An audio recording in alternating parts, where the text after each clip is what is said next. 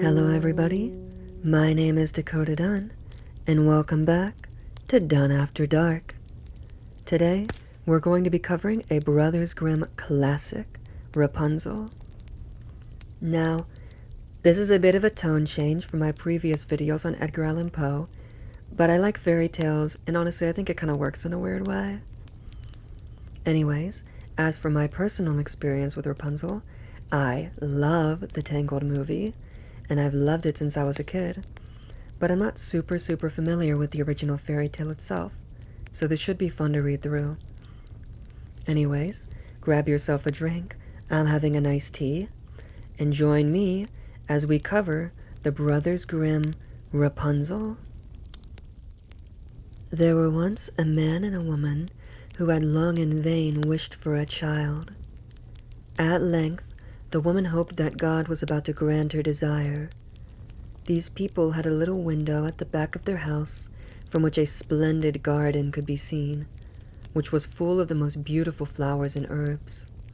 It was, however, surrounded by a high wall, and no one dared to go into it because it belonged to an enchantress who had great power and was dreaded by all the world. One day the woman was standing by the window and looking down into the garden when she saw a bed which was planted with the most beautiful rampion, Rapunzel, and it looked so fresh and green that she longed for it. She quite pined away and began to look pale and miserable.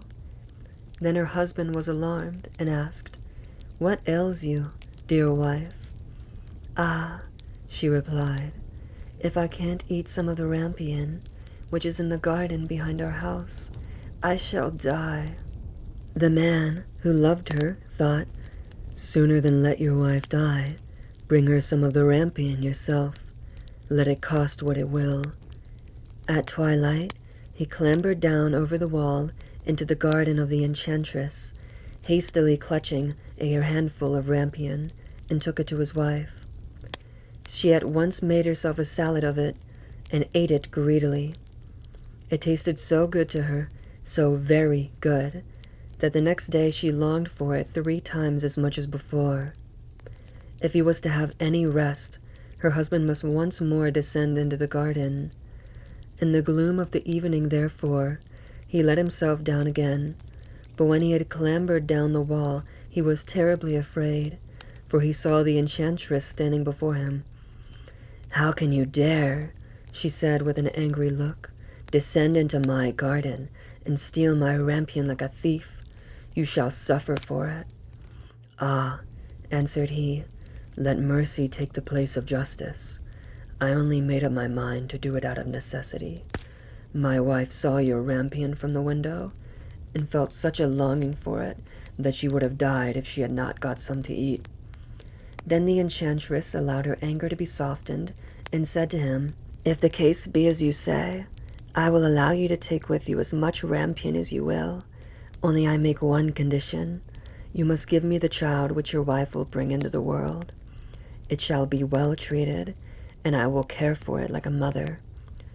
The man in his terror consented to everything, and when the woman was brought to bed, the enchantress appeared at once, gave the child the name of Rapunzel, and took it away with her. Rapunzel grew into the most beautiful child under the sun. When she was 12 years old, the enchantress shut her into a tower, which lay in a forest, and had neither stairs nor door, but quite at the top was a little window. When the enchantress wanted to go in, she placed herself beneath it and cried, "Rapunzel, Rapunzel, let down your hair to me." Rapunzel had magnificent long hair, fine as spun gold, and when she heard the voice of the enchantress, she unfastened her braided tresses, wound them around one of the hooks of the window above, and then the hair fell 20 ells down, and the enchantress climbed up by it. After a year or 2, it came to pass that the king's son rode through the forest and passed by the tower. Then he heard a song, which was so charming that he stood still and listened. This was Rapunzel, who in her solitude passed her time in letting her sweet voice resound. The king's son wanted to climb up to her, and looked for the door to the tower, but none was to be found. He rode home, but the singing had so deeply touched his heart that every day he went out into the forest and listened to it. Once, when he was thus standing behind a tree, he saw that an enchantress came there, and heard how she cried, "Rapunzel, Rapunzel, let down your hair to me." Then Rapunzel let down the braids of her hair, and the enchantress climbed up to her. "If that is the ladder by which one mounts, I too will try my fortune," said he. And the next day, when it began to grow dark, he went to the tower and cried, "Rapunzel, Rapunzel, let down your hair to me." Immediately the hair fell down, and the king's son climbed up. At first Rapunzel was terribly frightened when a man, such as her eyes had never yet beheld, came to her. But the king's son began to talk to her quite like a friend, and told her that his heart had been so stirred that it would let him have no rest, and he had been forced to see her. Then Rapunzel lost her fear, and when he asked her if she would take him for a husband, and she saw that he was young and handsome, she thought, "He will love me more than old Dame Gothel does." And she said yes, and laid her hand in his. She said, "I will willingly go away with you, but I do not know how to get down. Bring with you a skein of silk every time that you come, and I will weave a ladder with it. And when that is ready I will descend, and you will take me on your horse." They agreed that until that time he should come to her every evening, for the old woman came by day.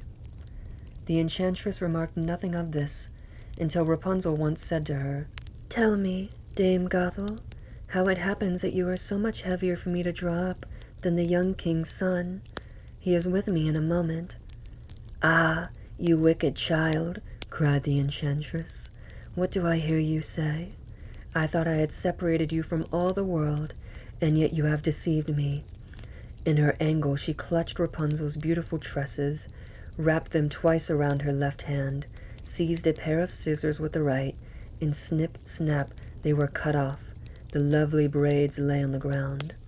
And she was so pitiless that she took poor Rapunzel into a desert, where she had to live in great grief and misery. On the same day that she cast out Rapunzel, however, the enchantress fastened the braids of hair, which she had cut off, to the hook of the window, and when the king's son came and cried, "Rapunzel, Rapunzel, let down your hair to me," she let the hair down. The king's son ascended, but instead of finding his dearest Rapunzel, he found the enchantress, who gazed at him with wicked and venomous looks. "Aha!" she cried mockingly, "you would fetch your dearest, but the beautiful bird sits no longer in the nest. The cat has got it, and will scratch out your eyes as well. Rapunzel is lost to you. You will never see her again." The king's son was beside himself with pain, and in his despair he leapt down from the tower. He escaped with his life, but the thorns into which he fell pierced his eyes. Then he wandered quite blind about the forest, ate nothing but roots and berries, and did naught but lament and weep over the loss of his dearest wife. Thus he roamed about in misery for some years, and at length he came to the desert where Rapunzel, with the twins to which she had given birth, a boy and a girl, lived in wretchedness. He heard a voice, and it seemed so familiar to him that he went towards it, and when he approached, Rapunzel knew him and fell on his neck and wept. 2 of her tears wetted his eyes, and they grew clear again, and he could see with them as before. He led her to his kingdom, where he was joyfully received, and they lived for a long time afterwards, happy and contented. What a cute story. I love the visual in the beginning of a Twilight garden owned by an enchantress. It's so fun. I'm a sucker for both Twilight and gardens, though, so... Can I say, though, what an awful dad. Gives up his daughter, like, immediately with no pushback. What a guy. Then the enchantress locks her in the tower, and the king's son finds her. Rapunzel was at first very scared, having never seen a man before. And honestly, fair, that would be scary. Like, why are you so tall and what's up with your face? She then falls in love the second he's nice to her, which, like, girl, I've been there. They have a perfect plan, which almost works. But Rapunzel cannot help herself from calling Dame Gotham fat. Like, Girl, she says, why is it you're so much heavier than the king's son? Oh my gosh. It's interesting to see how much different the Tangled movie is from the fairy tale, because after this, Gotham puts Rapunzel in a desert. Then the king's son, failing to find her, jumps from the tower and his eyes get scratched out. Ouch. Him wandering around the woods for a while blind, then ending up in a desert, kind of reminds me of this Adventure Time episode of Hall of Egress. Not sure if there's any real connection there, but hopefully someone knows what I'm talking about. Anyways, they go back to the kingdom and live happily ever after Rapunzel's tears cure his blindness. Very cute story. It was a lot of fun to read, especially as a Tangled fan. Glad to have read it. We'll end this episode here. Don't forget to subscribe so you see the next one, and leave a comment saying what you thought of the story. As always, sweet dreams.